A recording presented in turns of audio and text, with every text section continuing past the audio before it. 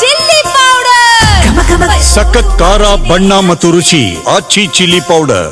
ಕಡಲ ತೀರಕ್ಕೆ ಅಪ್ಪಳಿಸಿದ್ದ ಮೋಂಥ ಮಚಲಿಪಟ್ಟಣಂ ಕಾಳಿಂಗಪಟ್ಟಣಂಗೆ ಭಾರಿ ಹೊಡೆತ ಆಗ್ತಾ ಇದೆ. ಇದರಿಂದ ಕಾಕಿನಾಡ ವಿಶಾಖಪಟ್ಟಣದಲ್ಲಿ ಅಲ್ಲೋಲ ಕಲ್ಲೋಲ, ಕೆಳ ಹಂತದ ಮನೆಗಳಿಗೆ ನುಗ್ಗಿದ ಮಳೆಯ ನೀರು. 110 ಕಿಲೋಮೀಟರ್ ವೇಗದಲ್ಲಿ ಬೀಸ್ತಾ ಇರುವಂತದ್ದು ಗಾಳಿ. ಇದರಿಂದ ಅಪಾರ ಪ್ರಮಾಣದಲ್ಲಿ ಹಾನಿ ಸಂಭವಿಸ್ತಾ ಇದೆ.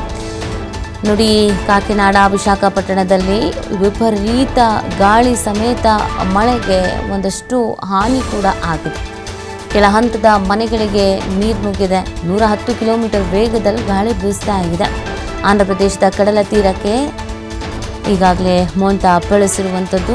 ಕೆಲವು ಭಾಗಗಳಲ್ಲಿ ವಿಪರೀತವಾದಂಥ ಹಾನಿ ಆಗಿರುವಂಥದ್ದು.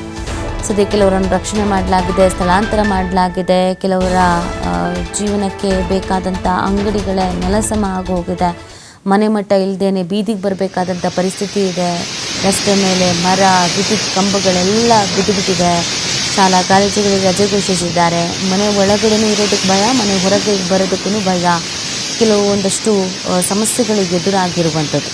ಇನ್ನು 6 ಗಂಟೆಗಳ ಕಾಲ ವಿಪರೀತವಾಗಿ ಮಳೆ ಆಗಬಹುದು. ಮುಂದಿನ 6 ಗಂಟೆ ನಿರ್ಣಾಯಕ ಅನ್ನೋದನ್ನು ಕೂಡ ಹವಾಮಾನ ಇಲಾಖೆ ಸೂಚಿಸಿದೆ.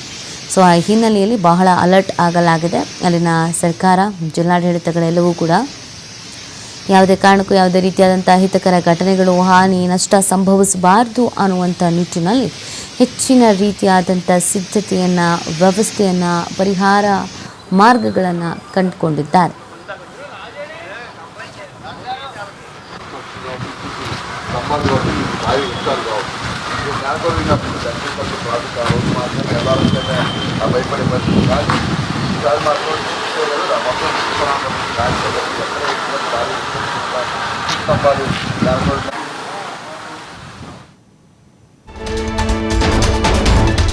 ಆಂಧ್ರ ಸೇರಿ 5 ರಾಜ್ಯಗಳಲ್ಲೂ ಮೋಂಥ ಎಫೆಕ್ಟ್. ಮುಂದಿನ 6 ಗಂಟೆಗಳಲ್ಲಿ ಸೈಕ್ಲೋನ್ ತೀವ್ರತೆ ಹೆಚ್ಚಳ.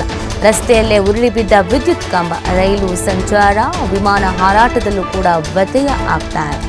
3800ಕ್ಕೂ ಹೆಚ್ಚು ಹಳ್ಳಿಗಳಲ್ಲಿ ಜನಜೀವನ ಅಸ್ತವ್ಯಸ್ತ ಆಗಿರೋದು. 3000ಕ್ಕೂ ಹೆಚ್ಚು ನಿರಾಶ್ರಿತ ಕೇಂದ್ರಗಳು ಸ್ಥಾಪನೆಯಾಗಿದೆ. 17,000ಕ್ಕೂ ಹೆಚ್ಚಿನ ಜನರು ಸ್ಥಳಾಂತರ ಮಾಡಲಾಗಿದೆ.